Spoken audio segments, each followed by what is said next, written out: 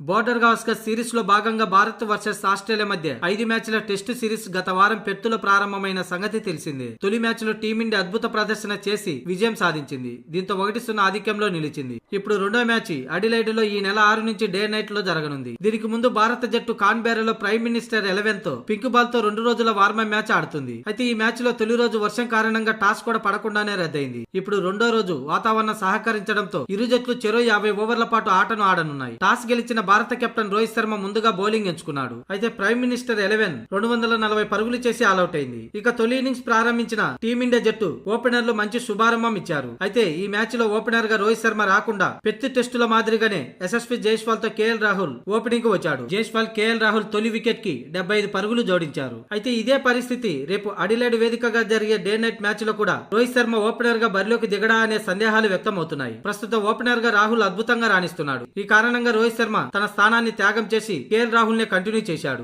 అయితే రోహిత్ శర్మ త్యాగం ఫలించిందనే చెప్పాలి. ఎందుకంటే ఓపెనర్ గా వచ్చిన కేఎల్ రాహుల్ 27 పరుగులు చేసి రిటైర్డ్ హడ్ ఇచ్చాడు. అయితే రాహుల్ అవుట్ అయ్యాక క్రీజులోకి వచ్చిన రోహిత్ శర్మ 3 పరుగులే చేసి పెవిలియన్ చేరాడు.